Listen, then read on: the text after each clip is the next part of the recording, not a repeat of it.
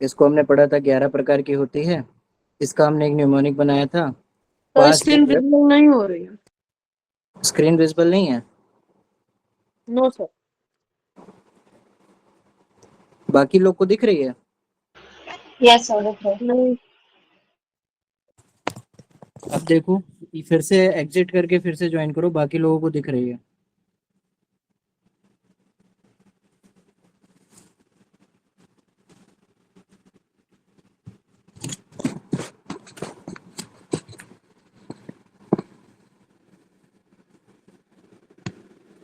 दिख रही है ना सबको? चालू करूं?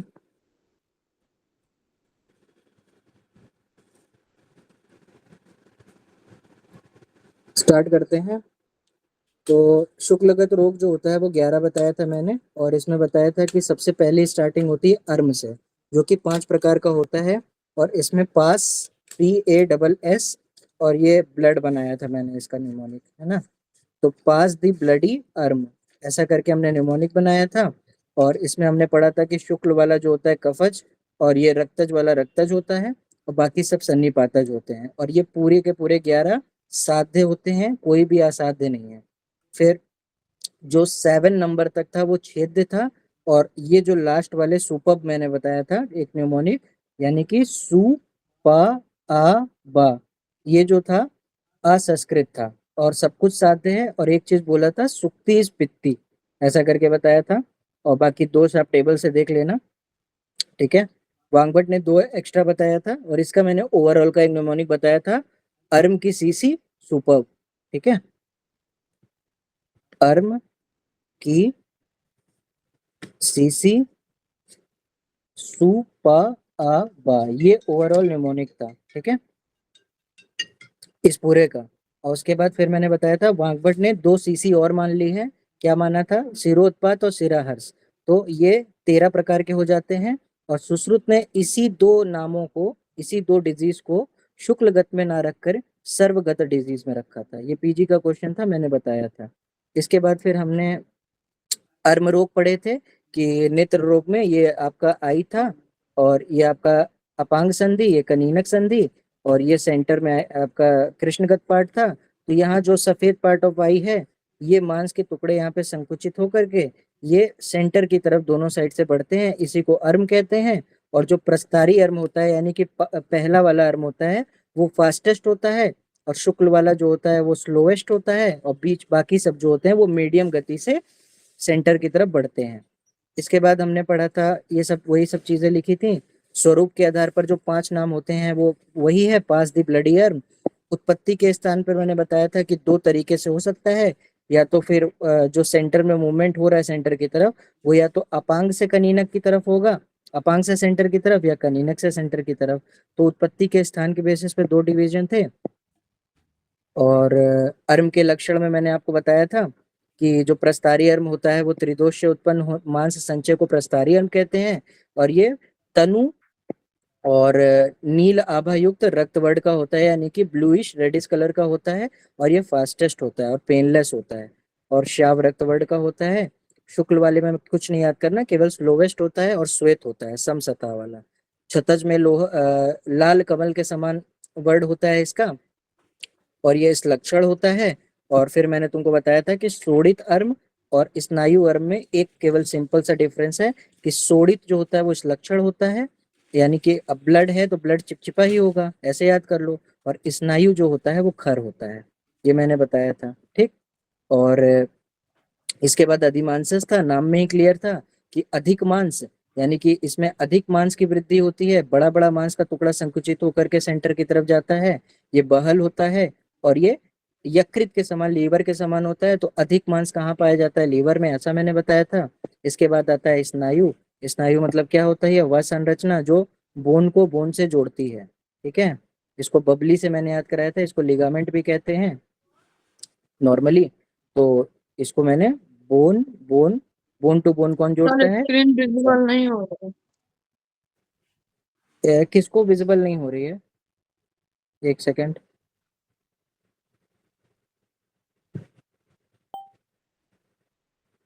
मैं ठीक करवाता हूँ।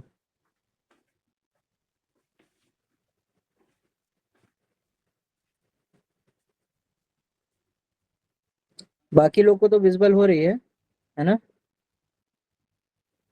Yes, sir. एक सेकंड में देखता हूँ क्या दिक्कत है।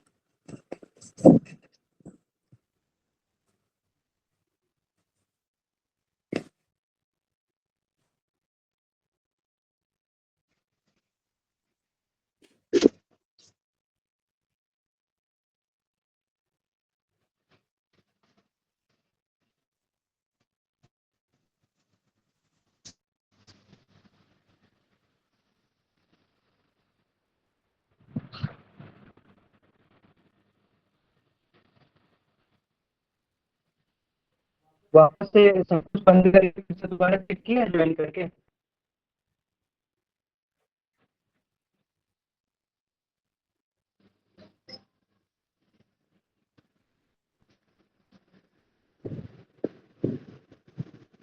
वापस से दोबारा चेक किया है?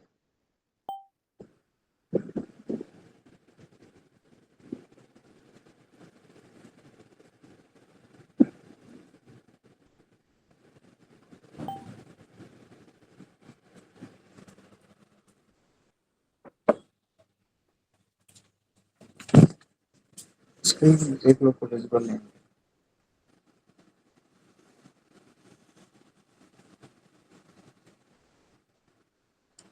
किसको नहीं हो रहा है विजिबल? हेलो, वर्षा, आकांक्षा, मोहन, सर पंकज, हो रहा है, पहले हिमानी को नहीं हो रहा था, अब हो रहा है। अभी तो बिल्कुल हिमानी नहीं आ रहा अभी। हिमानी लेफ्ट कर गई ना।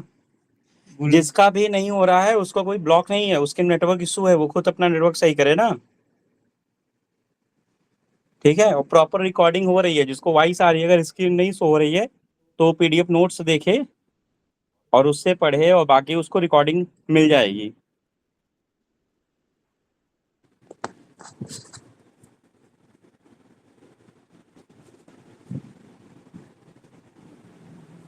ठीक है, फिर हम आगे बढ़ते हैं। फिर स्नायु वर्ग मैंने बढ़ा दिया था ना कि ये पांडु वर्ग का होता है और खर होता है, लिगामेंट की तरह ही इसका सब कुछ स्ट्रक्चर होता है। फिर अर्म की चिकित्सा में मैंने बोला था कि इसमें औषधि चिकित्सा होती है। और शुक्रवर्त आगे हम पढ़ेंगे, आवरण की चिकित्सा जो होती है वही अर्म में भी होती है। और शुक्र मंडल में होने वाले 5 प्रकार के अर्म, और जो सीरा जाल और सीरा पेड़िका, यानी कि जो हमारा न्यूमोनिक था अर्म की सीसी सुपर्ब, उसमें जो पहला सीसी तक का न्यूमोनिक था, वो 7 व्याधियां सस्त कर्म साध्य होती हैं, परंतु कम समय की हो, एक्यूट हो, तो वो औषधि से चिकित्सा की जा सकती है उसकी। ठीक है। फिर मैंने शल्य चिकित्सा बोला था कि यहाँ से स्किप कर देना, यहाँ से मत पढ़ना। ठीक है, ये वाला मत पढ़ना। एक मैंने जो पिंक कलर के पेज में लिख रखा है शॉर्टकट में, अभी आगे आएगा ये वाला पेज, यहाँ से आपको शल्य कर्म पढ़ना है कि पूर्व कर्म में क्या बताया है। स्नेहपान करना है। प्रदान कर्म में पहले सेंधव से हम स्वेलिंग करा रहे थे, मैंने कल बहुत अच्छे से पढ़ाया था। फिर स्नेहन कराते हैं, फिर स्वेदन कराते हैं, फिर अर्म को उंगली से इधर उधर करते हैं। फिर पेशेंट को बोलते हैं कि वो अपांग साइड देखे, फिर जहाँ झुर्रियाँ पड़ जाएं उसी स्थान पर बड़ी यंत्र को लगाकर अर्म को उठाना था, और मुचुंडी यंत्र से सूची पिरोए हुए धागे की अर्म के नीचे डालकर अर्म को उसी स्थान पर पकड़कर रखें। और अर्म छेदन, प्रतिसारण, यवछार, त्रिकटु, सेंधवचूड़ इससे करते हैं, और पट्टबंधन करते हैं लास्ट में, और पश्चात कर्म में 3 दिन बाद पट्टबंधन को खोल देते हैं। ठीक है। और छेदन बाद भी कुछ शेष रह जाए तो उसमें लेखांजन से नष्ट करते हैं। इतना हमने पढ़ा था अर्म में। फिर सिरा जाल हमने पढ़ा था, इसमें केवल महान सिराएं आती थी कठिन, और इसकी चिकित्सा ये थी। और सिरा पेड़िका में क्या बताया था कि सिरा का जाल भी आएगा और प्लस एक नोड्यूल भी आएगा आग के किनारे। ठीक है, यानी कि ये आपका सेंटर था कृष्णगत पार्ट, अगर यहाँ पर एक नोड्यूल आ गया शुक्लगत पार्ट में तो इसके किनारे सिराएं आ गई, तो सिरा प्लस पेड़िका दोनों आ गई। ठीक, ये सिरा जाल और सिरा पेड़िका में डिफरेंस था। इसके बाद सुक्तिका पढ़ा था हमने। सुक्तिका का मतलब होता था वाटर ड्रॉप की तरह। तो नेत्र के शुक्ल भाग में श्याव वर्ण का जल सुक्ति की आभा के युक्त, इसको मॉडर्न में बाइटॉट्स स्पॉट्स के उससे कोरिलेट करते हैं, विटामिन ए की कमी से होता है। और सबसे इंपॉर्टेंट फीचर था मैले दर्पण की तरह व्हाइट पार्ट ऑफ द आई दिखती है। इसकी चिकित्सा देख लेना। फिर पिष्टक में मैंने बताया था कि और चावल इसकी के आज आटे, रिकॉर्डेड दे दीजिएगा, मेरे में नेटवर्क इशू है। हाँ आपके नेटवर्क इशू है, आपको रिकॉर्डिंग पूरी मिल जाएगी, ठीक है। इसके बाद पिष्टक में जो नेत्र के शुक्ल भाग में चावल की पिष्टि के समान वर्ड होता है एवं जल बिंदु के समान उभरी हुई वृत्तिकार रचना पिष्टक कहलाती है, ठीक है। ऑडियो आपको सुनाई दे रहा है ना? Yes sir. तो जो पीडीएफ मैंने कल भेजा था उसी को तो मैं वो कर रहा हूँ, पीडीएफ को खोल करके, और उसके बाद में फिर अपने फोन में उसी पेज पे आ जाओ जहाँ मैं पढ़ा रहा हूँ। कल का भी पीडीएफ गया है और आज जो पढ़ाऊंगा उसका भी पीडीएफ गया है, तो उसी को फॉलो अप कर लो इस क्लास में। बाकी जो लेक्चर अभी आपको रिकॉर्डिंग मिलेगी बाद में उससे देखते रहना। अभी अगर स्क्रीन विजिबल नहीं है तो पीडीएफ से उसी चीज को फॉलो करते जाओ जहाँ पे मैं पढ़ा रहा हूँ। पुस्तक खोल लो पीडीएफ में। फिर नेत्र के पुस्तक में मैंने बताया था चावल के आटे के समान, तो ऐसे समझ लो कि किचन में गए और एक आटा का गीले आटे का टुकड़ा लेकर के आंखों में व्हाइट पार्ट में यहाँ चिपका दिया, तो जैसा ये दिखेगा गोल गोल सा, वैसा ही ये बीमारी दिखता है, ऐसा मैंने बताया था, ठीक है। फिर इसमें ये चिकित्सा कराते हैं सिरावेद। अर्जुन मैंने बताया था रेड कलर का, जो खरगोश के ब्लड से कोरिलेट करके बताया गया था कि उस कलर का आपका व्हाइट ये जो है स्क्लेरा दिखने लगेगा, लाल कलर का हो जाएगा और खरगोश के ब्लड के कलर का होगा। और मॉडर्न में इसको सब कंजक्टाइवल हेमरेज कहते हैं।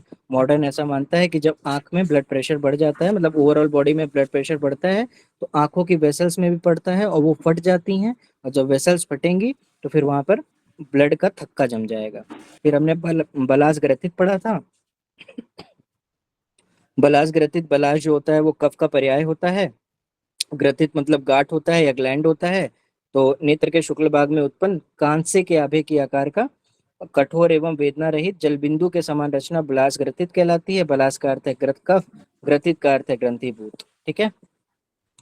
उसके बाद ये मॉडर्न कोरिलेशन वगैरह देख लेना। यहाँ तक था तुम्हारा शुक्लगत रोग, ठीक है। इसका रिवीजन हो गया, एक बार और सुनना, लेक्चर समझ में आ जाएगा। फिर इसके बाद अब हम आते हैं आज के लेक्चर पे, कृष्णगत पार्ट पे, ठीक है। स्क्रीन दिख रही है ना बाकी लोगों को? सर आज वाला ये पीडीएफ अभी नहीं आया है। बस इसी क्लास के जस्ट 10 मिनट बाद मिल जाएगा। कृष्णगत रोग का मिला कि नहीं मिला पीडीएफ? नहीं सर। भेजा तो है ग्रुप में, रुको देख लेते हैं।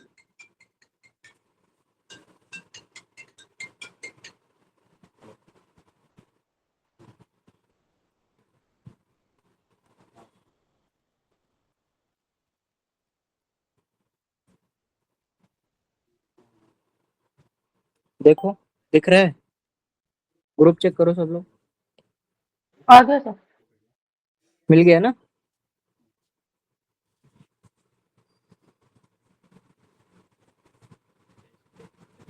पीडीएफ मिल गया ना ग्रुप में? Yes sir. ठीक है, बाकी लोग स्क्रीन देखो और जिसको नहीं दिख रहा है वो पीडीएफ फॉलो करो, ठीक है। तो आज हम चालू करेंगे कृष्णगत रोग, ठीक है, यानी कि जो हमारी आई का ब्लैक पार्ट ऑफ द आई होता है, ठीक है, स्क्लेरा के बगल में सेंटर में, उसकी उसमें होने वाली बीमारियों को हम बात करेंगे, ठीक है। तो इसमें टोटल सिर्फ 4 बीमारियां होती हैं, बहुत इजी सा चैप्टर है और ऐसा सुश्रुत कहते हैं। और वांगभट्ट ने क्या किया है, इसी 4 में एक और जोड़ दिया है, सिरा शुक्र, ठीक है, जो कि रक्तज और सन्निपातज दोनों में इसके फीचर्स मिलते हैं, ठीक। तो वांगभट्ट के अकॉर्डिंग ये कितना हो गया, 5 हो गया कृष्णगत रोग। तो ये हो गया आपका पीजी का क्वेश्चन।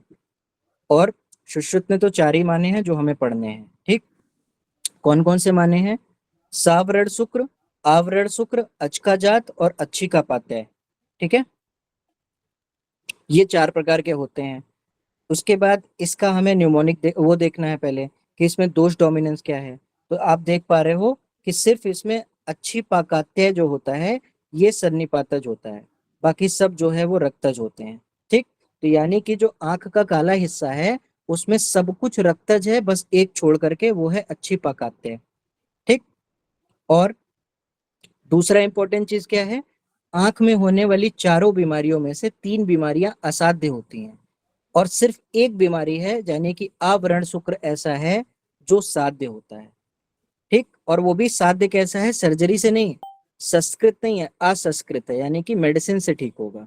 तो ये आपको ये टेबल छोटा है लेकिन यहाँ से 2 क्वेश्चंस इंपॉर्टेंट बन गए, ठीक है, एक ये अलग सा दिख रहा है कि अच्छी पाकात्य जो होता है वो सन्निपातज होता है, और दूसरा ये कि सब कुछ असाध्य है एक्सेप्ट आवरण शुक्र।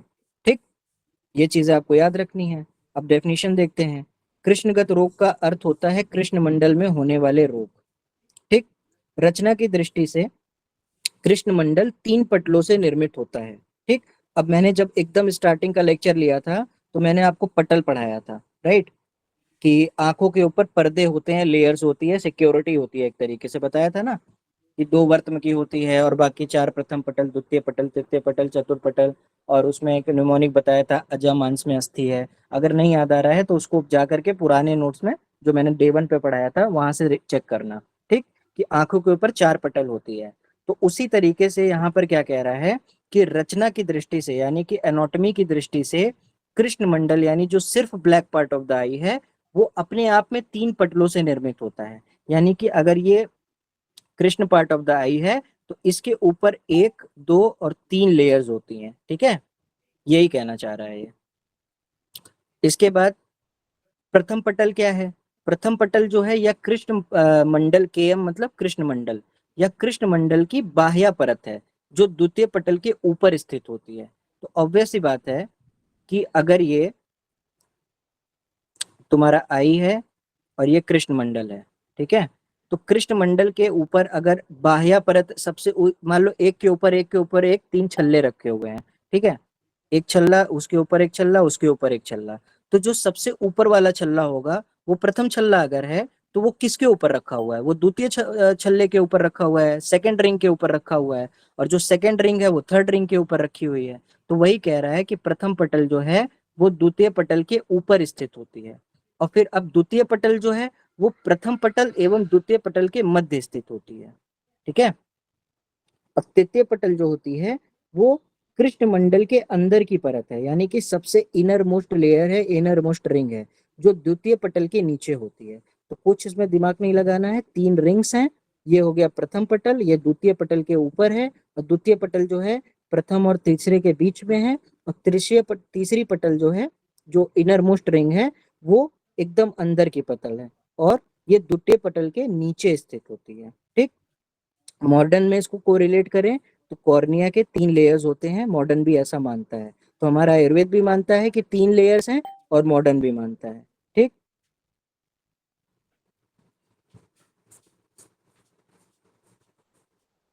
इसके बाद एक छोटा सा न्यूमोनिक है, अगर ये चारों नाम याद करना हो, ये वाला,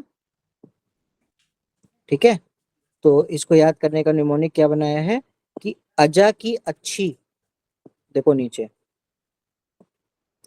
अजा की अच्छी सावरण हो सकती है या आवरण हो सकती है। ठीक है, तो अजा से हो गया क्या, ऊपर वाला देखो, अज का जात, ठीक है, ये हो गया, और अच्छी से हो गया अच्छी पाकात्य, और एक होता है सावरण शुक्र, एक होता है आवरण शुक्र। तो अजा की अच्छी यानी कि बकरे का आंख सावरण हो सकता है, बकरे के आंख में या तो सावरण हो सकता है या तो आवरण हो सकता है। तो एक न्यूमोनिक से ये चारों नाम याद हो जाएंगे। ठीक,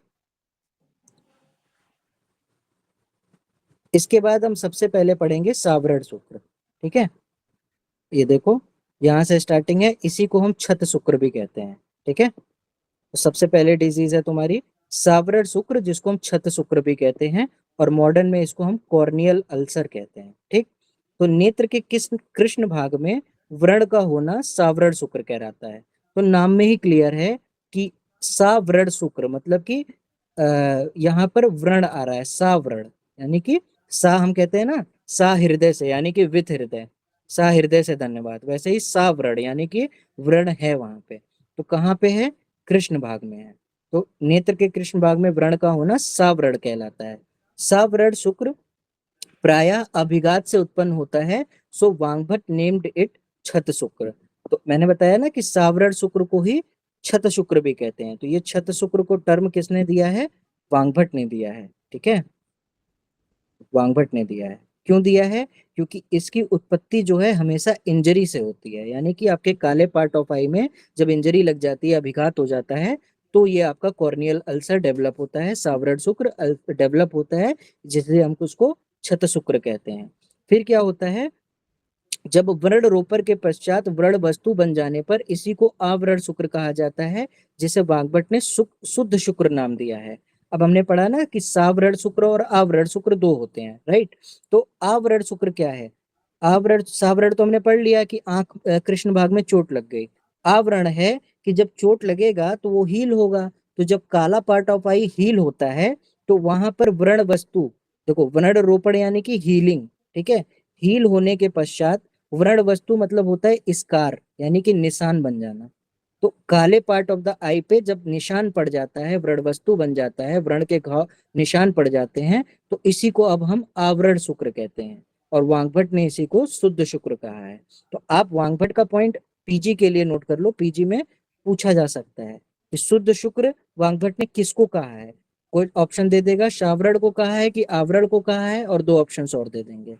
छत शुक्र वाग्भट ने किसको कहा है, सावरण को कहा है कि आवरण को कहा है। तो ये आपका पीजी का क्वेश्चन हो जाएगा, ठीक।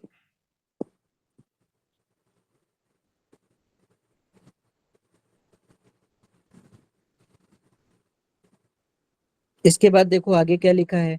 Due to lack of proper treatment सावरण शुक्र यानी कि जो इंजरी से बन रही थी वो बढ़ करके क्या बन जाती है, सावरण शुक्र बढ़ करके अच्छी पाकात्य और अच्छका जात को उत्पन्न करती है। यानी कि सावरण शुक्र ही जब अपने कॉम्प्लिकेटेड स्टेज में होता है तो वो अच्छी का पात्य और अजका जात में कन्वर्ट हो जाता है, ठीक है। सावरण के ही कॉम्प्लिकेटेड स्टेज हैं ये दोनों। इतना सा पॉइंट यहाँ पे लिखा हुआ है। ये क्यों हो रहा है? क्योंकि प्रॉपर ट्रीटमेंट नहीं मिला पेशेंट को, ठीक। अब हम देखते हैं सावरण शुक्र के निदान क्या है, कैसे होता है और क्या क्या कारण है। इंजरी तो हमने पढ़ लिया। इंजरी के अलावा दो कारण और बताया गया है। क्या बताया गया है? एक बताया गया है रक्त प्रकोप और एक बताया गया है पित्तज। तो हम देख पा रहे हैं कि सुश्रुत ने क्या बताया है, सुश्रुत ने बताया है कि सावरण शुक्र रक्तज होता है, ठीक। और वाग्भट क्या बता रहे हैं, पित्तज होता है। ये हो गया तुम्हारा पीजी का क्वेश्चन, ठीक है। निम्नलिखित में से ऐसे क्वेश्चन आ जाएगा कि सावरण शुक्र वाग्भट के अकॉर्डिंग निम्नलिखित में से क्या होता है। ऑप्शन रहेगा वातज, पित्तज, कफज, रक्तज। अब आपको याद आएगा कि रक्तज, लेकिन वाग्भट ने क्या अलग मान लिया है, पित्तज मान लिया है। इसका आंसर पित्तज लग जाएगा, ठीक। तो रक्तज पित्तज ये दो कॉजेज हो गए। एक को सुश्रुत ने माना, एक को वाग्भट ने माना, और अभिघात ट्रॉमा तो मेन कॉज है ही, ठीक। अब देखो संप्राप्ति कैसे ये सावरण शुक्र होता है, ठीक है। सबसे इसके तीन स्टेजेस होते हैं, ठीक। स्टेज 1 यहाँ पे लिखा हुआ है और स्टेज 2 आगे के पेजेस में लिखा है, फिर स्टेज 3 लिखा हुआ है, ठीक। ये थोड़ा सा कॉम्प्लिकेटेड लग सकता है लेकिन ध्यान से पढ़ोगे तो समझ में आ जाएगा, ठीक। टेबुलर फॉर्म में बहुत अच्छे से लिखा हुआ है। अटेंटिव होकर के इसको ध्यान से सुनना। देखो सबसे पहले क्या कह रहा है कि पित्त कुपित हुआ, ठीक है। फिर नेत्र के कृष्ण भाग की त्वचा यानी कि फर्स्ट लेयर ऑफ पटल का छेदन हुआ, ठीक। फिर नेत्र में क्या क्या सिम्टम्स आए, तोद आया, अश्रुस्राव आया और राग आया। फिर इससे कृष्ण मंडल पके जामुन फल के समान का वर्ण का हो जाता है और किंचित निम्न हो जाता है और फिर ये कृच्छ साध्य हो जाता है, ठीक। तो ये आपकी संप्राप्ति हो गई। इसको एक बार फिर से देखते हैं। मैंने बताया था ना कि कृष्ण पार्ट ये है और इसके ऊपर 3 रिंग्स बनी हुई हैं, ठीक है। तो सबसे पहले फर्स्ट स्टेज है तो ऑब्वियस सी बात है कि फर्स्ट लेयर का छेदन होगा, ठीक। जब कुपित पित्त आएंगे तो ये फर्स्ट लेयर को छेद देंगे। उसके बाद इसके छेदने से क्या होगा कि आपको तोद यानी कि प्रिकिंग पेन होगा पेशेंट को, उसके आंखों से आंसू निकलेगा और उसकी आंखें रेड हो जाएंगी। फिर इससे क्या होगा, कृष्ण मंडल जो है बाद में कैसा दिखने लगेगा, जैसे एक पका हुआ जामुन का फल होता है वैसा दिखने लगेगा और थोड़ा सा डिप्रेस्ड दिखेगा। किंचित निम्न का मतलब होता है अंदर दबा हुआ यानी कि डिप्रेस्ड, ठीक है। और ये कैसी बीमारी है, कृच्छ साध्य है, स्टेज 1 है ये, ठीक। जैसे होता है ना कि कार्डियक पेशेंट में बताते हैं कि आपका ये फर्स्ट स्टेज है, सेकंड स्टेज है, कैंसर में बताते हैं सॉरी कि आपका कैंसर का फर्स्ट स्टेज है, सेकंड स्टेज है। तो उसी तरह हम यहाँ पर भी स्टेजेस की बात कर रहे हैं। तो ये फर्स्ट स्टेज हो गया। फिर सेकंड स्टेज क्या है, सेकंड स्टेज में क्या हुआ कि फर्स्ट में तो पहले पटल की छेदन हो चुकी है। अब फर्स्ट पटल छेदन के पश्चात पित्त द्वारा द्वितीय पटल का भेदन होगा। ठीक, पहला पटल तो छेद दिया गया, अब सेकंड रिंग का भेदन होगा। तो नेत्र में तोद आदि लक्षण जो पहले हो रहे थे वो अब और तीव्र हो जाएंगे। फिर अब कैसा दिखेगा कृष्ण भाग, अगर आप बाहर से उसको ऑब्जर्व करोगे तो सुई से विद्ध हुआ जैसा, ऐसा लगेगा कि पेशेंट के आंखों के जो कृष्ण भाग है इसको किसी ने सुई से छेद दिया है, ऐसा दिखेगा। इसके पहले फर्स्ट वाले में कैसा दिख रहा था, जामुन के फल के समान दिख रहा था। यहाँ कैसा दिख रहा है, सुई से विद्ध जैसा दिख रहा है। ठीक, और द्वितीय पटल गत सावरण शुक्र याप पे होता है। ठीक, और पिछला वाला क्या था, कृच्छ साध्य था। अब आते हैं थर्ड पटल पे। कृष्ण मंडल में 3 रिंग्स होती हैं, अब 2 पटल तो छेद दिए गए, अब तीसरे पटल का छेदन की बारी है। पित्त द्वारा थर्ड पटल का छेदन जब होता है तो छेदांत कृष्ण भाग व्रण से भर जाता है। अब इतना ज्यादा पहले जामुन की तरह हुआ, फिर छेदा हुआ दिख रहा था, तो अब एकदम वो वुंडेड हो जाता है, एकदम जैसा लगेगा जैसे वहां पर घाव बन गया है, और ये जो होता है असाध्य होता है। अब देखो, ये जो असाध्य है ये पूछा जा चुका है AIPGT 2017 में, कि जब ऐसा क्वेश्चन आया होगा कि जब नेत्र के कृष्ण भाग के तृतीय पटल का छेदन होता है तो वो निम्नलिखित में से क्या होता है, सुख साध्य, कृच्छ साध्य, याप्य या फिर असाध्य। तो उसका आंसर क्या टिक मारोगे, असाध्य। अब पीजी को क्वेश्चंस को ऐसे सॉल्व किया जाता है कि जैसे मान लो कि एक ऐसा क्वेश्चन फॉर्म हो गया, तो पीजी में ऐसे डायरेक्ट क्वेश्चंस नहीं रिपीट होते हैं, बस पैटर्न उसी में से लेकर के पूछ लेगा। अगला क्वेश्चन अगली बार कभी ये पूछा जा सकता है कि द्वितीय पटल में कैसा होता है, अब वो ये तृतीय पटल को रिपीट नहीं करेगा, अब वो द्वितीय पटल को पूछ लेगा, 4 ऑप्शंस दे देगा। ठीक है, या प्रथम पटल का पूछ लेगा। तो इसको आपको तीनों स्टेजेस को अच्छे से याद रखना है। ठीक है, और यहाँ पर पीजी के जो जो क्वेश्चंस बनते हैं वो अब मैं आपको नोट करा दे रहा हूँ। इसको जब आप फोटोकॉपी कराना तो वहां पे पीजी करके लिख लेना। ठीक है, तो इसमें पीजी का पहला क्वेश्चन बनता है ये। ठीक है, यहाँ लिख दिया मैंने पीजी। निम्नलिखित में से कौन से पटल का छेदन होने के पश्चात कृष्ण मंडल पके जामुन फल के समान वर्ड का दिखता है। इसका आंसर हो जाएगा जब पहले पटल का छेदन होता है। ये हो गया पीजी का क्वेश्चन। फिर दूसरा पीजी का क्वेश्चन क्या हुआ, निम्नलिखित में से कौन से पटल में कृष्ण भाग सुई से विद्ध हुई जैसा दिखता है। इसका आंसर हो गया कि जब द्वितीय पटल का छेदन होता है तब, और ये आपके लेटेस्ट AIPGT का क्वेश्चन है। ठीक है, इसी ईयर शायद जो हुआ था उसमें AIPGT में ये क्वेश्चन आया हुआ है। और थर्ड क्वेश्चन आपका ये हो गया कि निम्नलिखित में से ये तो खैर इजी है, लास्ट स्टेज में ही वर्ड से भर जाएगा तो इसको नहीं पूछेगा, बाकी ये असाध्य वाला क्वेश्चन पूछता है। ठीक, इसके बाद देखो क्या लिखा है, लक्षण ऑफ सावरण शुक्र ओवरऑल अगर हम समराइज करें तो ये क्या क्या करेगा, यानी कि एक सावरण का शुक्र का पेशेंट आपकी OPD में आया तो उसके कृष्ण भाग ऑफ आई को आप टॉर्च लेकर के ऑब्जर्व कर रहे हो तो क्या क्या देखने को मिलेगा। उसका जो कृष्ण भाग है वो डिप्रेस्ड दिखेगा, अंदर की तरफ दबा हुआ, वो सुई से विद्ध हुआ जैसा दिखेगा। ठीक है, क्योंकि वो छेद जैसा तो मैंने बताया ना सेकेंड स्टेज में हो ही जाता है। उष्ण स्राव हो रहा होगा, पेशेंट कहेगा मुझे गरम गरम सा फील होता है, कुछ बह रहा है, और तीव्र पीड़ा पीड़ा ऑब्वियसली होगी इसमें। ठीक है, और ये श्लोक देखो, सूचमेव विद प्रतिभाति, ये श्लोक रख के पूछेगा कि ये निम्नलिखित में से किस पटल में होता है। ठीक, अगर पीजी पॉइंट ऑफ व्यू से देखें तो ऊपर वाला क्वेश्चन पूछा जा सकता है। तो ये तुम्हारा हो गया।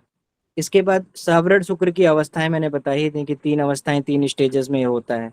प्रथम पटलगत सावरण शुक्र, द्वितीय पटल सावरण शुक्र और तृतीय पटल सावरण शुक्र, जो ऊपर हमने अभी स्टेजेस पढ़े कि किसमें क्या फीचर्स देखने को मिल रहे हैं। ठीक, फिर आता है इसी में कि साध्यता साध्यता, तो ये आपको बहुत अच्छे से याद रखना है कि जब प्रथम पटल में होता है तो कृच्छ साध्य है, द्वितीय पटल में याप्य है, और तृतीय पटल जो होता है वो असाध्य होता है। ठीक, सुश्रुत का ओपिनियन अलग से देखें, और ये वांगभट का ओपिनियन है। ठीक है, और ये सुश्रुत का ओपिनियन है, अगर 2 या 3 पटलों में आश्रित हो तो असाध्य होता है। सुश्रुत ने अलग अलग नहीं बताया है, इन्होंने पटलों के बेसिस पे बताया कि अगर एक साथ रिंग नंबर 2 और रिंग नंबर 3 में हो गया या तीनों रिंग्स में हो गया, ठीक है, तो फिर वो असाध्य होता है। अगर सिंगल रिंग में है तो इसका मतलब वो असाध्य नहीं है सुश्रुत के अकॉर्डिंग। ठीक, और क्या बोला है, जो सावरण शुक्र अवगाढ़ नहीं होता, अवगाढ़ का मतलब होता है बहुत डेप्थ में नहीं गया है, और उत्तान है यानी कि अभी सुपरफिशियल ही है, फर्स्ट पटल में ही है, तो वो ऑब्वियस सी बात है कि साध्य है, ठीक है, क्योंकि जितना अंदर की तरफ जाते जाओगे डिजीज उतना खतरनाक होती जाएगी। फिर देखो डिफरेंशिएटिंग फीचर यहाँ पर लिखे हुए हैं, कुछ डिफरेंस दिया हुआ है कि सावरट शुक्र का साध्य और असाध्य लक्षण क्या है। कि ये आपका आई है, ये आपका कृष्ण वो है, कृष्ण पार्ट है, ये आपका दृष्टिगत पार्ट है, ये कृष्णगत पार्ट है, राइट। क्या लिख रहा है, साध्य सावरट शुक्र के लक्षण ये है कि दृष्टि के समीप ना हो, ठीक है, मतलब कि ये जो छेदन हो रहा है इसमें, मान लो ये छेदन है तो ये दृष्टि के बहुत क्लोज ना हो, ठीक, दूर दूर हो, तो ये साध्य है।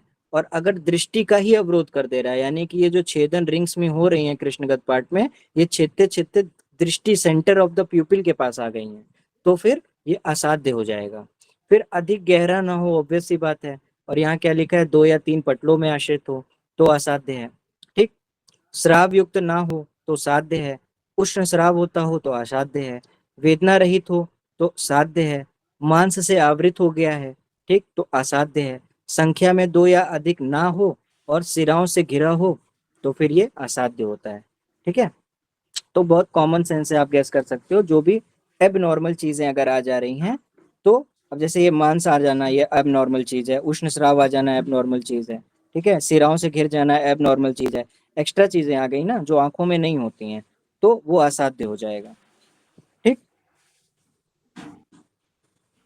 फिर देखो एक क्वेश्चन यहाँ से बहुत बार आया हुआ है, क्या, कि मुदग निभम चा शुक्रम, ठीक है, मुदग निभम चा शुक्रम, ये रख करके पूछ लेगा कि ये क्या है, तो ये असाध्य है, ठीक है, अगर ये फीचर आ रहा है तो फिर ये असाध्य है, ठीक।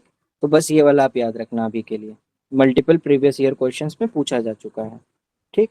अब हम देख लेते हैं इसकी चिकित्सा क्या है। यदि सावरट शुक्र आश्रुश्राव वेदना एवं रक्त वर्णता से युक्त है, यानी कि अभी आपका पेशेंट ओपीडी में आया है और वो उसके पास क्या कंडीशन है कि उसके कृष्णगत पार्ट में सावरट शुक्र हो रखा है और यहाँ से अश्रुस्राव हो रहा है, प्लस पेन हो रहा है और प्लस रेडनेस है। ये 3 फीचर्स लेकर के पेशेंट आपके पास आया है, ठीक, और सावरट शुक्र का पेशेंट है, तो आप क्या ट्रीटमेंट कर रहे हो, त्रिवृत क्वाथ से 3 बार सिद्ध किए हुए घृत का पान कराना है। त्रिवृत क्वाथ लेना है, उसको सिद्ध करना है और उससे सिद्ध घी को हमको उसको पेशेंट को पान करने के लिए देना है। और यहाँ पर हम सिरावेद या फिर शंख प्रदेश में जलौका से रक्त मोक्षण करते हैं, ठीक है, सिरावेदन कर दो या तो फिर जलौका का यूज करो और रक्त मोक्षण करवाओ, ये 2 ट्रीटमेंट हो गया इसका, ठीक। फिर मान लो अब तुमने पेशेंट का ये रेडनेस, इस ये करने से क्या हो जाएगा, ये 2 थेरेपी करने से पेशेंट की रेडनेस ठीक हो जाएगी, पेन ठीक हो जाएगा और ये उष्ण स्राव बंद हो जाएगा, ठीक। अब क्या है, जब ये ट्रीटमेंट आपने कंप्लीट कर दिया, अश्रुस्राव वेदना रेडनेस ये सब चीजें खत्म हो गई त्रिवृत क्वाथ वाले घी देने से और विद्ध कर्म वगैरह करने से, अब आपको क्या करना है, अब आपको लेखन चिकित्सा करनी है, ठीक है। लेखन चिकित्सा में हम क्या करते हैं, उत्तान गंभीर और कर्कश सावरण शुक्र में सीरीज के बीच मरीच पिपली एवं सैंधव लवण के चूड़ या केवल सैंधव से घर्षण करें, ठीक है। यानी कि ये कंडीशन बता रहा है कि पेशेंट का कंडीशन ये है, उत्तान गंभीर एवं कर्कश, यानी कि उत्तान है सुपरफिशियल हो या डीप हो, और कर्कश यानी कि बहुत रफ हो सावरण शुक्र, तो आपको वहां पे घर्षण करना है, घर्षण चिकित्सा करनी है, ठीक है। घर्षण मतलब आप स्क्रैपिंग से ही ले सकते हो, लेखन चिकित्सा मतलब क्या होता है, स्क्रैप करना, घिसना, ठीक है। तो ये चीजों को आप यूज करके वहां पे आप घिसो या और सेंधव चूड़ का इस्तेमाल करो, या आपके पास ये इंग्रेडिएंट्स नहीं मौजूद हैं तो केवल आप सेंधव चूड़ से घर्षण कर सकते हो, ठीक है। और क्या दिया है, बलास ग्रथित को नष्ट करने वाले क्षारंजन का प्रयोग करें, तो बलास ग्रथित बीमारी हमने पीछे पढ़ी थी ना, तो उसमें जो आप क्षारंजन यूज करते हो वही सेम आप यहाँ पर भी यूज कर सकते हो, ठीक। फिर और कंडीशन देख रहा है कि सावरण शुक्र की ही पेशेंट है और उसमें निम्न कंडीशन है, यानी कि निम्न मतलब डिप्रेस्ड है पेशेंट का जो वो है कृष्णगढ़ पार्ट और वेदना युक्त है। इसमें आप क्या करोगे, अब कोई चीज डिप्रेस्ड है तो आप उसको उठाओगे ना, अपलिफ्ट करोगे ना, तो कैसे अपलिफ्ट करोगे, आप उसको स्नेहपान कराओगे, आप उसको नश्य दोगे, आप उसको रसांजन दोगे, तो इन चीजों से क्या होगा, वो अपलिफ्ट हो जाएगा, जो डिप्रेस हो गया था वो अब अपने शेप में आ जाएगा। और तर्पण एवं पुटपाक से वेदना रहित करें, फिर हम क्या करेंगे, पेशेंट को तर्पण कराएंगे और पुटपाक कराएंगे, तो वो वेदना रहित हो जाएगा। तो ये सब जितनी थेरेपीज मैं बोल रहा हूँ, इसका एक सेपरेट चैप्टर है, अभी आगे आएगा, तो ये सब आपको एकदम अच्छे से समझ में आएगा। अभी आप केवल इसको एज इट इज देख लो, ठीक है। फिर उत्सन्न या फिर शल्य युक्त में बाल आदि से विलेखन करें, ठीक है। तो इसको आप स्किप कर सकते हो, बस आप ऊपर वाला पार्ट याद रखो, ठीक है।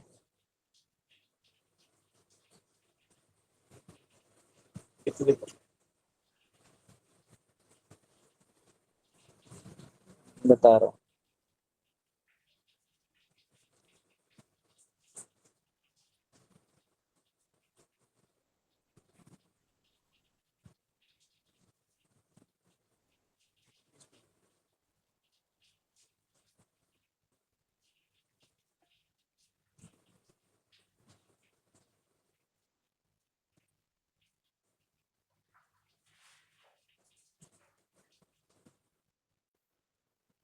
अब हम पढ़ते हैं अच्छी पाकात्य, ठीक है। यहाँ तक हमने पढ़ लिया। अब हम अगली बीमारी पढ़ते हैं जो हमारे नेत्र के कृष्ण भाग में हो रही है, वो है अच्छी पाकात्य, ठीक है। इसका मतलब क्या होता है, अक्षी का मतलब होता है आंख, और पाकात्य का मतलब होता है सिंपल सा पाक, यानी कि अक्षी में यानी नेत्रों में आपके पाक हो रहा है। तो नेत्र का अत्यधिक पाक होना ही अच्छी पाकात्य कहलाता है। सुश्रुत द्वारा वर्णित अच्छी पाकात्य रोग की उत्पत्ति सावरण शुक्र से होती है। मैंने आपको फर्स्ट पेज पे बताया था ना कि ये उसी का कॉम्प्लिकेटेड स्टेज है। अतः रोग के मूल कारण के आधार पर सुश्रुत ने इसे कृष्णगत माना है, ठीक। फिर निदान, इसका निदान क्या है, अक्षी कोप से उत्पन्न होता है, यानी कि जब अक्षी पे कोप होता है यानी कि चोट लगती है, ठीक है, तो उससे उत्पन्न होता है, अर्थात अभिष्यंद से, यानी कि जब ट्रॉमा होता है तब ऑब्वियस सी बात है ये क्रिएट होता है, क्योंकि सावरण शुक्र जो है वो ट्रॉमा से ही तो क्रिएट हो रहा था स्टार्टिंग में। तो जो निदान सावरण शुक्र के हैं वही निदान इसके हैं, क्योंकि ये सावरण शुक्र का ही कॉम्प्लिकेटेड स्टेज है जब वो अनट्रीटेड रह जाता है। दोष इसमें त्रिदोषज होते हैं। लक्षण आपका ये है, ठीक है, इसको आप देख सकते हो। और अगर आप श्लोक याद कर पाते हो तो श्लोक याद करना, नहीं तो आप हिंदी लिखोगे तो फिर मोर देन इनफ है। ये श्लोक रख करके पीजी में पूछा जाता है, पीजी में बहुत रेयर चांसेस रहते हैं कि हिंदी में रख करके आपसे पूछेगा, इंग्लिश ऐसे श्लोक रख के पूछ लेगा कि ये किसका लक्षण है, ठीक है। फिर इसमें क्या क्या फीचर्स देखने को मिलता है, अब देखो अधिक पाक है, वो आपकी आंखें एकदम पक गई, तो पक गई हैं तो फिर वहां पर तीव्र वेदना ही तो होगा, आंख पक जाना नॉर्मल बात थोड़ी है, तो वहां पे बहुत तेज वेदना होगा। संपूर्ण कृष्ण भाग कैसा हो जाता है, श्वेत वर्ण के दोषों से आच्छादित हो जाता है, ठीक है, यानी कि जो आपका ब्लैक पार्ट ऑफ आई था वो अब व्हाइटिश व्हाइटिश सा दिख रहा है, और वहां पे दाह भी होगा, वहां सोत भी होगा, क्योंकि ये त्रिदोषज बीमारी है। तो इसमें वात पित्त कफ सबके फीचर्स दिखेंगे, वात यानी कि अत्यधिक पेन, पित्त यानी कि दाह, और सोत को आप ऐसे उससे को रिलेट कर लो, कफ से को रिलेट कर लो, ठीक है। तो सबके फीचर्स देखेंगे। अब मैंने बताया ना कि ये सारी असाध्य हैं, सिर्फ आवरण सुख साध्य है, इसकी चिकित्सा होती ही नहीं है, चिकित्सा आप असाध्य में डाल दो, ठीक है। अब आते हैं अच का जात पे, ठीक। अजा मतलब आपको पता है आयुर्वेद में बकरे को कहा गया है, ठीक है। तो क्या कह रहा है, नेत्र के कृष्ण भाग में बकरी के पुरीश के आकार का, बकरी की पुरीश अगर आपने देखी हो, ना देखी हो तो गूगल पे देखना, गोल गोल सी होती है, ऐसे छोटे छोटे से बॉल्स जैसे होते हैं, ठीक है। और वो ऐसे ऐसा स्ट्रक्चर होता है, ये ऐसा बिल्कुल इरेगुलर सा ऐसा स्ट्रक्चर होता है। तो अभी नॉर्मली आपकी आई बॉल कैसी है, बिल्कुल सर्कुलर है 360 डिग्री, और जब ये डिजीज होती है तो आपका आई बॉल ऐसा दिखने लगता है, ठीक है, बकरी के पुरीश के समान, ठीक। तो इसका निदान क्या है, इसका निदान होता है रक्त प्रकोप, ठीक।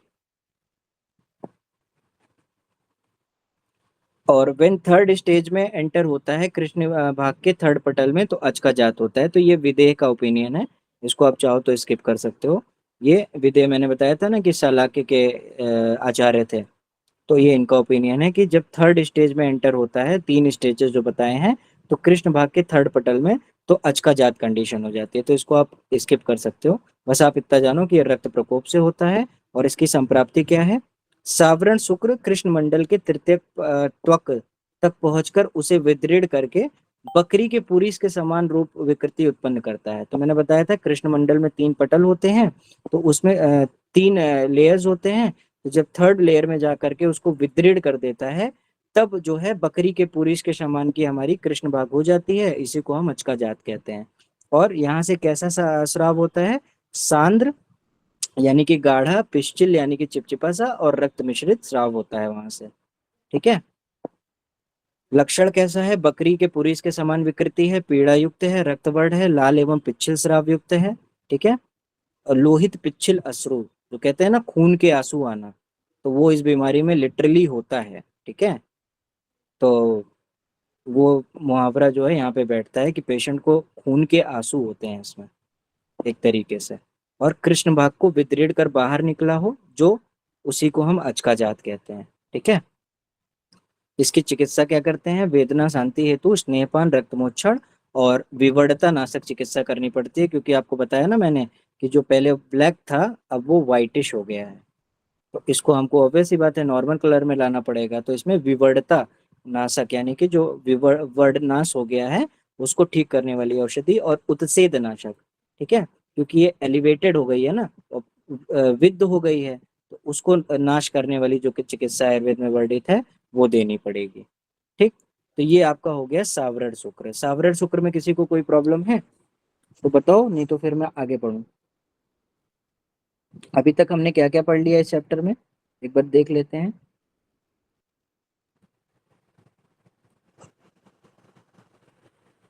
हमने पढ़ लिया है कि कृष्णगत भाग में 4 बीमारियां होती हैं। सावरण शुक्र, आवरण शुक्र, अचका जात, अच्छी पाकत है। सावरण शुक्र हमने अच्छे से पढ़ लिया। ठीक है। इसके बाद आवरण शुक्र अभी हमें पढ़ना बाकी है।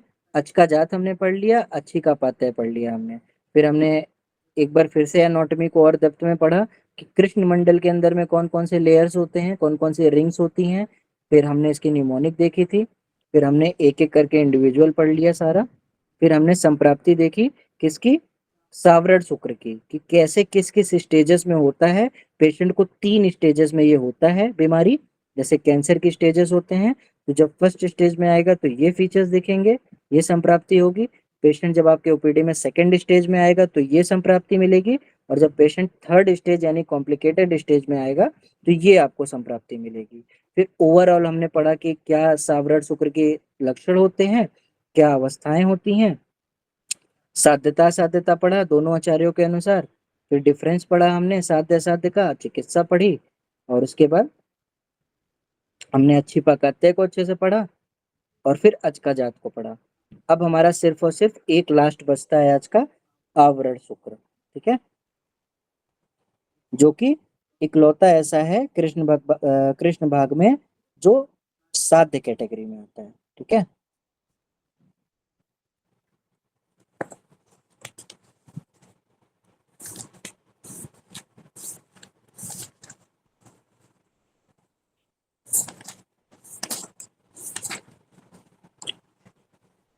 तो आवरण शुक्र को हम लोग क्या कहते हैं, यहीं पे नोट कर लेना।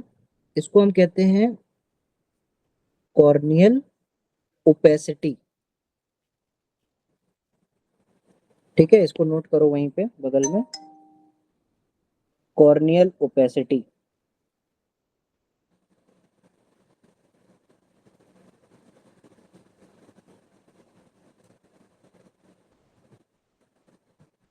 ठीक। ओपेसिटी का मतलब होता है कि कोई चीज का ब्लॉकेज हो गया है और आप उसके वजह से आर पार नहीं देख पा रहे हो। ठीक है।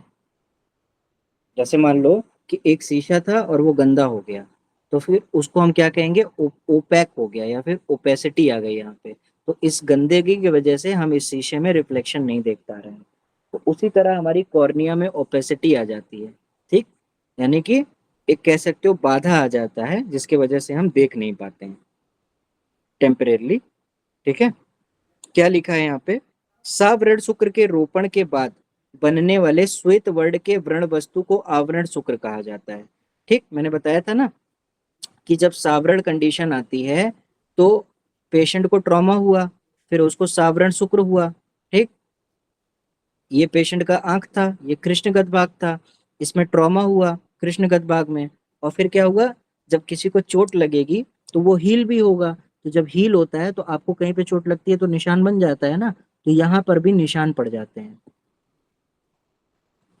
ठीक है, यहाँ पर भी ऐसे कह सकते हो निशान पड़ जाते हैं, ठीक है। तो इसी व्रण वस्तु को बन जाना, जब ये कंडीशन आ जाती है कि हीलिंग के बाद वहां पर स्कार्स आ जाते हैं, तो इसी को हम आवरण शुक्र कहते हैं, ठीक है। और इसके और भी नाम है, इसके और नाम क्या है, इसको फूली, फूला या फिर माड़ा भी कहते हैं, ठीक। फिर दोष इसमें क्या है, यह रोग अभिष्यंद के कारण होता है, चोट लगने के कारण होता है। फर्स्ट अभिष्यंद कॉम्प्लिकेटेड स्टेज, सावरण शुक्र बना, यानी कि पहले चोट लगी फिर सावरण शुक्र बना, फिर रोपण के पश्चात जब हीलिंग हुई तो वो आवरण शुक्र बना, तो ये छोटी सी संप्राप्ति हो गई, ठीक। सुश्रुत ने इसी को रक्तज बीमारी कहा है, ठीक। और जबकि जो मेन बाकी आचार्य हैं शालाक्य के ओपिनियन है जिसके, वो कहते हैं कि ये अभिष्यंत के कारण यानी कि ट्रॉमा के कारण हो रहा है, ठीक। और सुश्रुत कहते हैं ये प्योर रक्तज बीमारी है, और श्वेत वर्णता के कारण रक्त लक्षण समाप्त हो जाते हैं। फिर बाद में जब स्कार बन जाता है प्रॉपरली, ठीक है, तो पहले जो रेडनेस आ गई थी ट्रॉमा की वो खत्म हो गई, लेकिन अब ये व्हाइटिश व्हाइटिश सा हो गया, रेड की जगह ये कैसा हो गया, व्हाइट कलर का हो गया, ठीक। तो जब रेड की जगह व्हाइट हो गया तो जो रक्त वाले लक्षण थे वो खत्म हो जा हमें खत्म होते हुए दिखाई देते हैं, ठीक। इसके बाद इसके लक्षण क्या है आवरण शुक्र के, नेत्र के कृष्ण भाग में श्वेत वर्ण का होना, ये इसका सबसे मेन फीचर है। आवरण शुक्र पहचानना है तो ये सबसे मेन फीचर है। जो आपका काला पार्ट ऑफ आई है वो व्हाइट व्हाइट दिखेगा, ना अधिक पीड़ा युक्त होता है ना अधिक अश्रुस्राव युक्त है, ठीक है। इसमें बहुत पेन भी नहीं होता, बहुत ज्यादा सेक्रीशंस भी नहीं होते हैं, ठीक। स्वच्छ आकाश में स्थित बादल के समान दिखता है, जैसे सफेद बादल होते हैं ना वैसा दिखता है। सुख साध्य लक्षण क्या है, ये आकाश के समान एकदम व्हाइट व्हाइट सा दिख रहा है तो ठीक है, और पतले बादल के टुकड़े से घिरा हुआ दिखाई देगा, ठीक है, जैसे बादल के टुकड़े होते हैं ना व्हाइट व्हाइट से अलग अलग से, तो वैसा ही हमारे ब्लैक पार्ट ऑफ द आई में ये दिखाई देगा बना हुआ, ठीक। तो ये सुख साध्य के लक्षण थे। कृच्छ साध्य के क्या लक्षण है, यही और थोड़ा कॉम्प्लिकेटेड हो जाएगा। कब, जब ये गहराई में स्थित होगा, मोटा होगा और अधिक समय से उत्पन्न होगा, तो ऑब्वियस सी बात है क्रोनिक है, बहुत डेप्थ में है, बहुत मोटा है, तो फिर वो कृच्छ साध्य हो जाएगा, ठीक। इसकी चिकित्सा क्या है, इसमें हम चंद्रोदय वर्ती का यूज करते हैं, ठीक। चंद्रोदय वर्ती में ये चीजें यूज होती हैं, क्या क्या, रसांजन, शिलाजीत, केसर, मनाशिला, शंख, शर्करा, मरीच प्लस जल। तो ये जो आयुर्वेदिक फॉर्मुलेशन है इसको हम चंद्रोदय वर्ती कहते हैं, ये आई में यूज होता है। और ये क्या क्या डिस्ट्रॉय करता है, कौन कौन से रोग, पिल्ल रोग, मैंने बताया था ना 18 रोगों का समूह होता है पिल्ल रोग, नेत्र की कंडू और तिमिर, नेत्र अर्बुद और आवरण शुक्र, ये 5 चीजों को एक अकेला चंद्रोदय वर्ती खत्म करता है, ठीक है। तो इसको आप याद रखोगे, इसकी चिकित्सा में आ गया।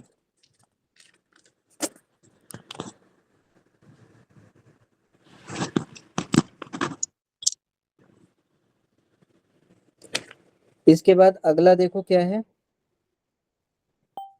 अगला है आपका करंज बीजवर्ती, ठीक है।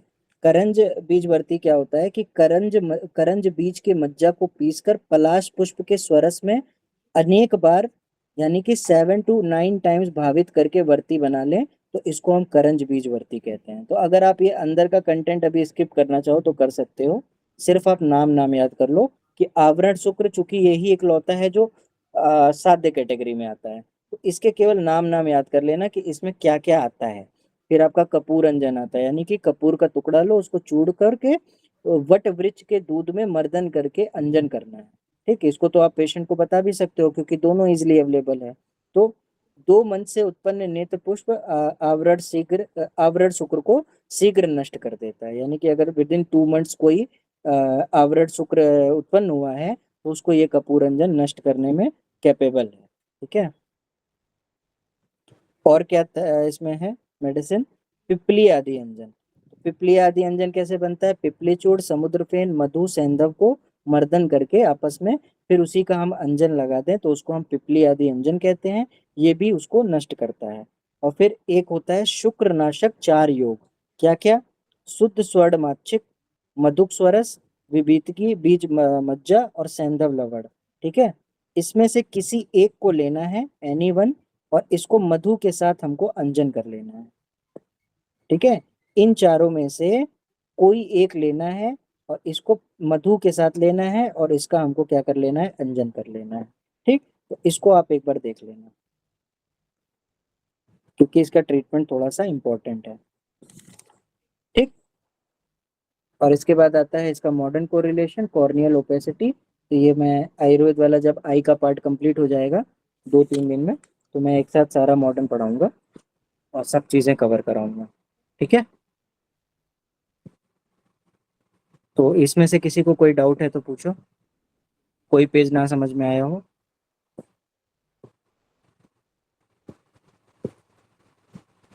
ग्रुप में मैंने पीडीएफ भेजा है, वहां से एक बार चेक कर लो पेजेस पलट करके कि कोई पेज में कोई डाउट आ रहा है।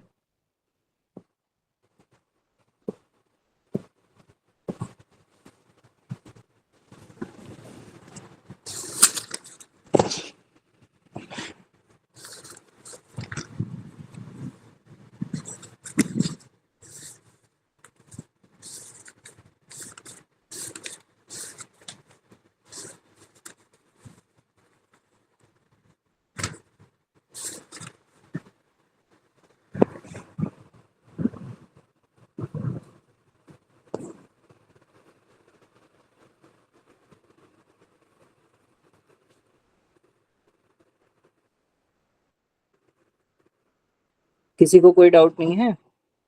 सबको क्लियर है? जया, वर्षा, सुधा, ब्रजमोहन, आकांक्षा।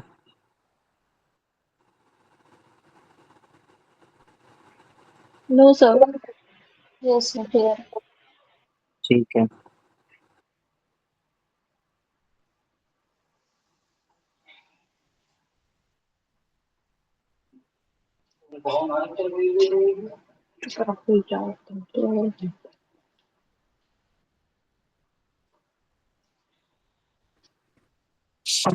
जो पुरानी चीजें मैं पढ़ा रहा हूँ वो आप लोगों को याद है या फिर आप सिर्फ लेक्चर सुनते जा रहे हो?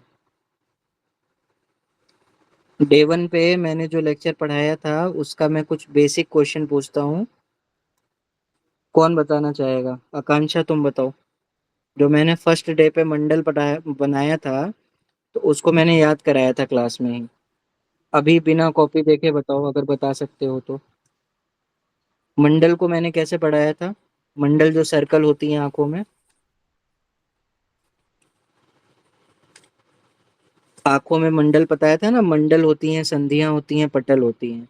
मंडल मतलब सर्कल्स होते हैं। पहले बताओ कितने मंडल होते हैं आंखों में? 5 होते हैं। ठीक है, आकांक्षा नहीं पढ़ी है क्या? यस सर, पढ़ा है। तो बताओ, एक्सप्लेन करो। उसको तो मैंने क्लास में ही याद कराया था बहुत इजी लैंग्वेज में। कैसे कैसे 5 गोले बनते हैं? जया तुम बताओ। सर, पश्चिम मंडल होता है, वर्त मंडल होता है, श्वेत मंडल होता है, कृष्ण होता है और दृष्टि मंडल होता है। ठीक सर, है, जो वेरी गुड। आई होती है उसमें जो ऊपर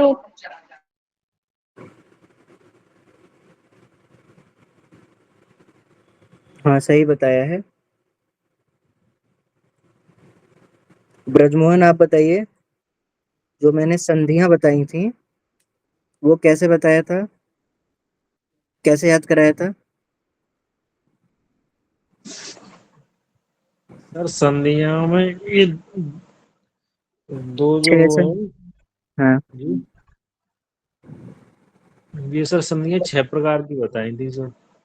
हाँ, तो उसको कैसे पढ़ाया था मैंने आई एनाटॉमी के अनुसार? सर इसमें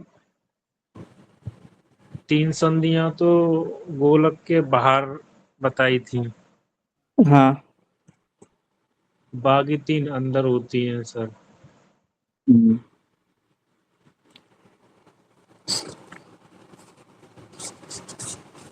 सुधा तुम पढ़ रहे हो, जी सर। रिवाइज किए हो? जी सर।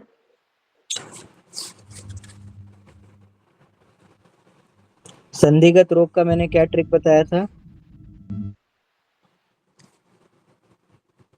संधिगत रोग कितने होते हैं पहले ये बताओ। 6। नहीं, गलत बता रहे हो। अच्छा, संधिगत 9 रोग, प्रकार के होते हैं। संधिगत रोग का मैंने 9 न्यूमोनिक 9। बताया था। कौन बताएगा क्या न्यूमोनिक बताया था मैंने? पुष्पा को संदिग्ध रोग हुआ। पुष्पा को संधिगत रोग हुआ, यही न्यूमोनिक बताया था ना।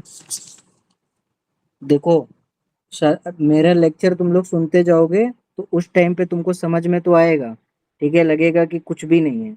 लेकिन अगर उसको रिवाइज नहीं करोगे तो फिर कभी भी इस नहीं होगा, एग्जाम पास आ जाएगा और बहुत बर्डन हो जाएगा। तो अभी पूरा पूरा टाइम दो, लेक्चर अटेंड करने के बाद कम से कम 1 से 1.5 घंटा जब तक नोट्स लेकर के और रिकॉर्डिंग लेकर के नहीं बैठोगे तो वो तुम्हारे परमानेंट मेमोरी में नहीं जाएगा, केवल पाइल अप होगा और इस लेक्चर का भी कोई फायदा नहीं होगा, ठीक है। और शाला के तंत्र को हल्के में मत लो, इसमें सप्ली आती है हर कॉलेज में, हर यूनिवर्सिटी में। तो डेली लेक्चर खाली सुन लोगे तो कुछ चीजें ही रिटेन होगी, सुन के रिवाइज नहीं करोगे, याद नहीं करोगे, दोबारा लेक्चर नहीं देखोगे तो कोई पढ़ने का फायदा नहीं है। एकदम तुम्हारे टिप पे होना चाहिए, ठीक है। इसको अभी से तुम लोग का मतलब बैकलॉग हो रहा है, अगर तुम बता नहीं पा रहे हो एक बार में आंसर, मतलब तुम्हारा रिवीजन में कमी चल रहा है, समझे। तो उसको पढ़ना स्टार्ट करो, क्योंकि अभी तो केवल साला के पढ़ा रहा हूँ ना। अभी तो तुम्हारा काय चिकित्सा में तो क्वेश्चन होगा तो वो तो बता ही नहीं पाओगे। काय चिकित्सा में तो अपने आप, आयुर्वेद में तुम समझ लो कितनी बीमारियां हैं, कितने 100 बीमारियां हैं, और फिर उनका मॉडर्न एस्पेक्ट। पंचकर्मा की किताब है, अभी रिसर्च बाकी है,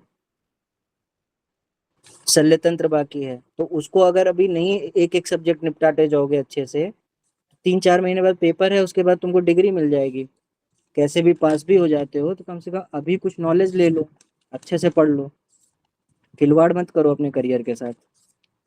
अपने सीनियरों को जाकर के देखो कि बीएमएस में किसकी क्या हालत है, वो चीज मत होने दो अपने साथ। फिर तुम में और एक मूर्ख में कोई अंतर नहीं रहेगा कि ब्लाइंड हो तुम लोग। आज अपने सीनियरों को जा करके देखना, जो भी जहाँ पर भी है, कि कौन क्या कर रहा है पिछले 3 साल के, 4 साल के। तुमको स्थिति पता चलेगी कि मार्केट में रियलिटी क्या चल रहा है, क्यों इतनी बुरी हालत है। उसका यही कारण है कि हम अच्छे से पढ़ते ही नहीं, हमें मॉडर्न तो आता नहीं है, मॉडर्न में तो हम वैसे गधे होते हैं, हमें आयुर्वेद भी नहीं आता है।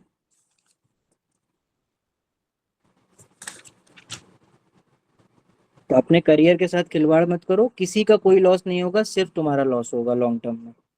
तो जो गद्दारी कर रहे हो खुद के साथ कर रहे हो। बहुत, फाइनल ईयर बहुत ही इंपॉर्टेंट है, इसमें सप्ली आई 6 महीना तुम्हारा डिग्री लेट हो जाएगा। 6 महीने में तुम अपने दोस्तों से, अपने बैचमेट से 6 महीना पीछे हो जाओगे, और इसके बाद डिग्री मिल जाएगी तुम्हें। इंटर्नशिप में तो बेइज्जती होनी ही होनी है।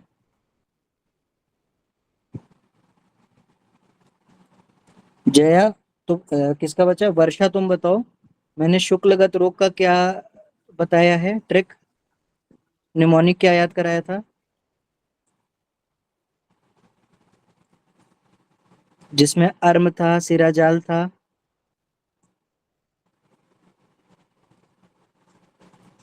बॉस मैंने कल की क्लास मिस कर दी।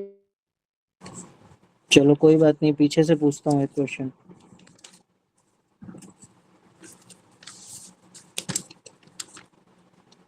तुम मुझे पटल बता दो, पटल कितने होते हैं? जो मैंने संधियां पटल और मंडल बताया था, पटल कितने होते हैं? कितने पर्दे होते हैं आंखों के ऊपर? 4।